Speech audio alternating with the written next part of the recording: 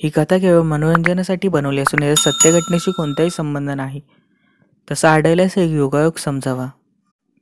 उमेश, नागेश आणि सुरेशने पार्टी करण्याचे ठरवले. तिघही आपल्या गावामध्ये फार श्रीमंत व्यक्ती होते. तिघांची एकमेकांमध्ये घट्ट मैत्री होती. जातील ते काही एकत्रच करतील एवढी घट्ट मैत्री. म्हणून उमेशनी आपल्या शेतामध्ये पार्टी करण्याचे ठरवले. ठरल्याप्रमाणे रात्री 10 वाजता तिघही उमेशच्या शेतामध्ये गेले. उमेशनी चूल पेटवली आणि मटणाचा बेत सुरू झाला. सुरेश आणि नागेश हे गप्पा मारण्यात व्यस्त होते. तेवढ्यातच नागेश बोलला की उमेश, जे करायचे ते लवकर कर हा, आपण लवकर निघून जाऊ. अशातच सुरेश बोलला, अरे गप बस रे, एवढ्या दिवसांनी भेटलोय, जरा शांत बस आणि मजा कर. वाटल्यासच आपण इथेच झोपू, तसे थंड वाराही पसरला आहे. असं बोलताच काही वेळाने मटण हे शिजून गेले होते आणि तिघही जेवू लागले आणि वातावरणात गारवा निर्माण झाला.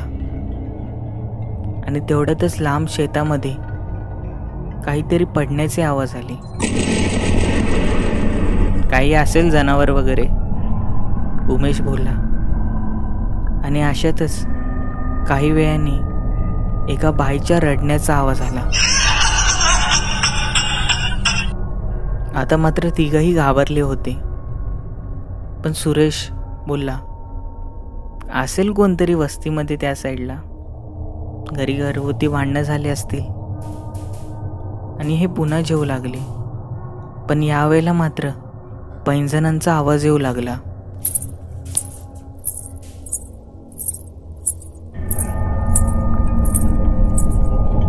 हे तुम्ही लक्ष देऊ नका आणि लवकर जेवा, नागेश घाबरतच बोलला. आणि काही वेळाने पुन्हा भाईच्या रडण्याचा आवाज आला. मी त्या साईडला जाऊन बघतो काय आहे ते, सुरेश हा रागात बोलला. आणि उमेश आणि नागेशने त्याला थांबवले. असं करताच तिघांनी आपले जेवण लवकर संपवले. आणि उमेश बोलला की चला आता निघूया. आणि नागेशनेही त्यामध्ये होकार दिला.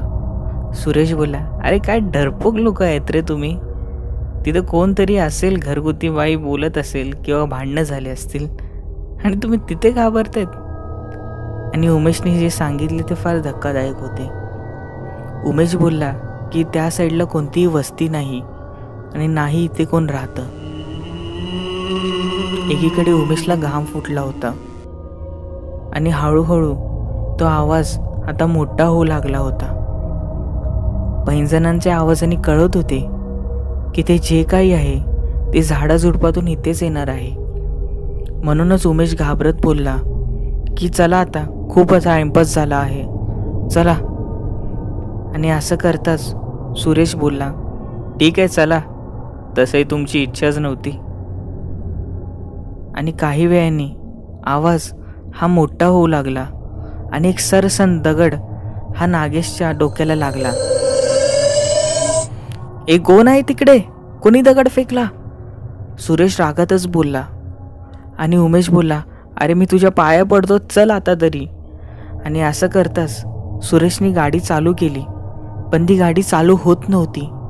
याचं कारणच असं होतं की गाडी ही त्यांना कदाचित चाकामध्ये रुतली असावी. म्हणून सुरेश बोलला की थांबा, मी बाहेर जाऊन बघतो.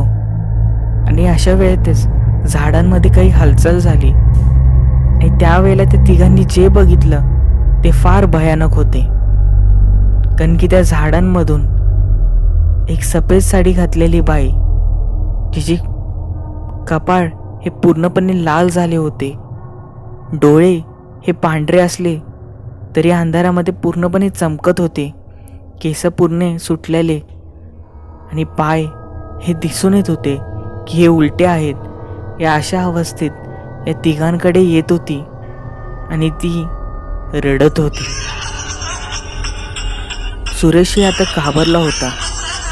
सुरेश बोलला, थांबा, मी बाहेर जाऊन जोरात धक्का मारतो. एवढ्यात उमेश बोलला, वेळ लागले का तुला? शांत बस आणि गाडी चालू कर. पण दुसरा यांच्याकडे पर्याय नव्हता. सुरेश हा खाली उतरला आणि आपल्या गाडीला धक्का मारू लागला. आणि तेवढ्यातच सुरेशच्या मानेवर कोणीतरी जोरात चाव घेतला. आणि काही वेळाने सुरेशला मागून आवाज आला, सुरेश बाळा, इथे काय करतोयस? तो आवाज दुसरा तिसरा कोणाचा नसून सुरेशच्या बाबाचा होता. उमेश हा जोरातच ओरडला, सुरेश चुकूनही मागे बघू नकोस. आणि सुरेश हा धक्का मारण्यात व्यस्त झाला. आणि काही वेळाने गाडीही चालू झाली. आणि असं करतच सुरेश हा गाडीत येऊन बसला. आपले गाडीचे सर्व दरवाजे लॉक केले आणि गाडी ही आता पुन्हा वेगाने गावच्या दिशेने घेऊ लागला. सुटलो रे बाबा, ते नक्की काय होते काय माहीत, सुरेश बोलला. आणि उमेशही बोलला, हो. पण एवढ्यातच सुरेशने पुढे जे बघितले ते फार धक्कादायक होते. उमेशच्या तर अंगावर शहारा आला.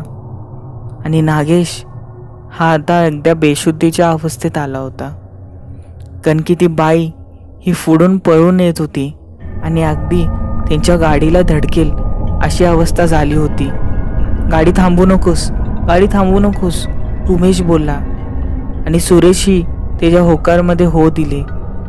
पण यावेळेला ती बाई चक्क हवेत उडून आपल्या गाडीच्या बोनेटमध्ये बसली आणि ती वेगळ्या हास्य करू लागली. काही कर पण गाडी गावात नाही, उमेश असा बोलला. आणि त्या बाईने आपले ते पांढरे डोळे उमेशकडे वळवले आणि ते कास फोडून उमेशचा गळा पकडू लागली. याशी का करते, हे नक्की कोण आहे, उमेशला देखील कळले नव्हते. पण त्याच वेळेला नागेशला एक युक्ती सुचली.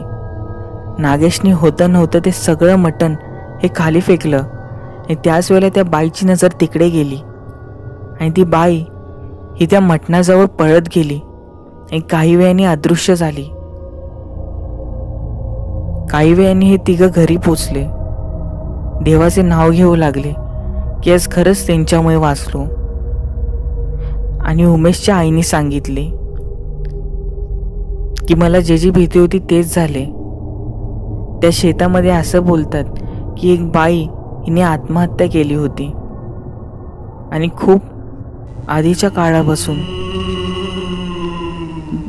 आपले पूर्वज, तुमचे बाबा हे तिला जाऊन मटण ठेवत असे जेणेकरून ती कोणाला त्रास ना देऊ. यावेळेला तुमचे बाबा शहरात नसल्यामुळे माझ्याही ते ध्यानात राहिलं नाही आणि नेमकी हा प्रकार घडला. तुम्ही खरंच वाचलात, नशीबवान आहात.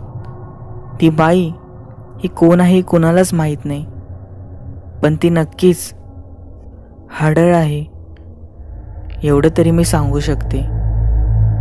उमेशची आई असं बोलताच तिघांनाही फार घाम फुटला.